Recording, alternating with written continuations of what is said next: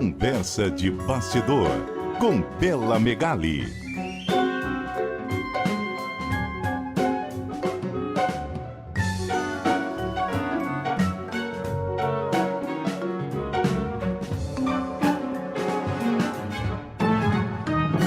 Oi, Bela, boa noite, tudo bem?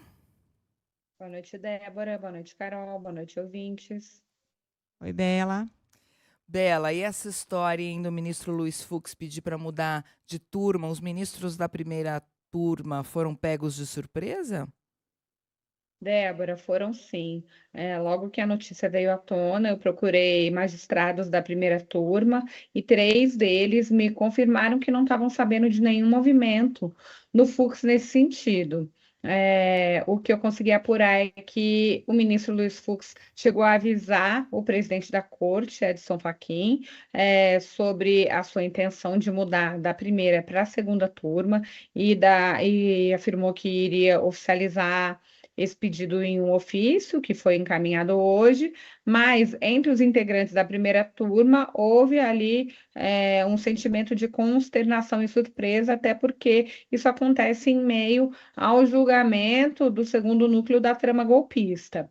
A gente vê que o Fux tem tido uma posição de isolamento, de absolvição, não só de Jair Bolsonaro, mas de outros réus ali da trama golpista, tem sido voto vencido, e tem uma leitura entre os integrantes da primeira turma que isso deve ter pesado para que o Fux faça esse movimento. Eles não descartam, porém, que haja outras questões aí no radar do Luiz Fux para ele fazer esse pedido, já que vale a gente lembrar que na segunda turma hoje está aí o ministro Gilmar Mendes, que é um desafeto declarado de Fux.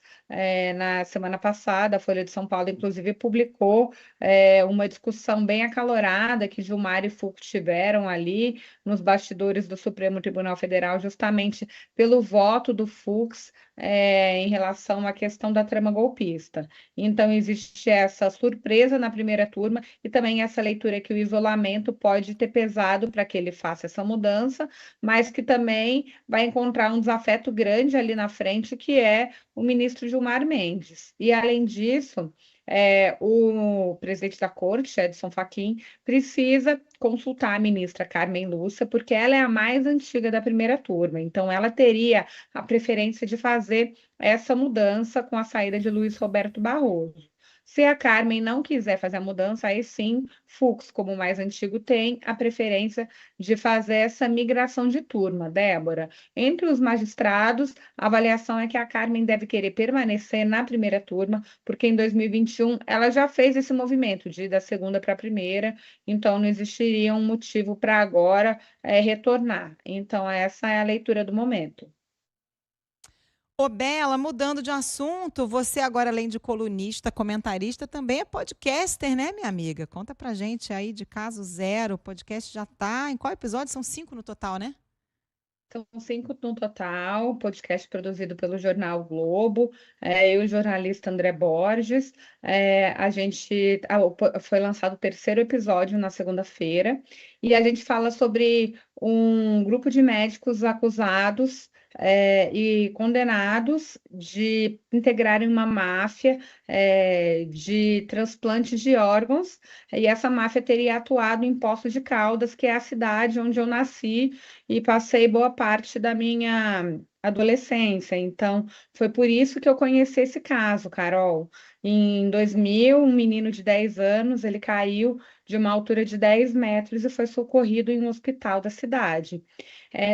Uma conta de cobranças indevidas acabou se transformando numa denúncia de tráfico de órgãos e de assassinato contra os médicos que atenderam esse menino e fizeram os transplantes dos seus órgãos.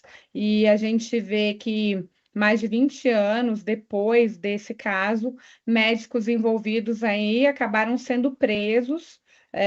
Inclusive, tem médicos em prisão domiciliar e atrás das grades, e a gente faz uma investigação profunda desse caso, mostrando contradições e inconsistências que apareceram ao longo dessas investigações e também relatando todos os desdobramentos desse que foi um caso que mudou o rumo da história dos transplantes no Brasil. Teve CPI, teve mudança ali na cúpula de apoios da eleição do PSDB, eleição para a presidência, né? Em 2002, que o PSDB teve como candidato o ex-governador de São Paulo, José Serra, que foi ministro da Saúde. Então, é um caso bem interessante, com uma série de desdobramentos e com um tema muito atual e importante, que é transplante de órgãos, Carol. Com toda certeza, Bela. Caso Zero já está no terceiro episódio, você consegue acompanhar nos tocadores de podcast e tem mais 2, são 5 no total, né? Eu já ouvi o primeiro, tô acompanhando, ouvi o primeiro, é um caso que mobilizou muito, né, a opinião pública, isso tem 25 anos e é muito interessante a gente revisitar essa história com os detalhes que vocês trazem. Parabéns pelo trabalho, viu, Bela? Obrigada, Débora. Foi um trabalho de 3 anos de apuração. Então, a gente entrevistou mais de 30 pessoas, reviramos milhares de páginas de documentos, inquéritos policiais, decisões judiciais, enfim. Conseguimos falar pela primeira vez com os médicos acusados, eles nunca deram entrevista, e pela primeira vez eles também contam a sua versão da história. Então, convido aqui o nosso ouvinte a também acompanhar Caso Zero, em todas as plataformas, né? Um podcast produzido pelo Jornal o Globo e que a gente se dedicou bastante para trazer. Obrigada, Bela. Beijo, até quinta. Obrigada a você, a Carol, aos ouvintes e até quinta-feira. Beijo, Bela.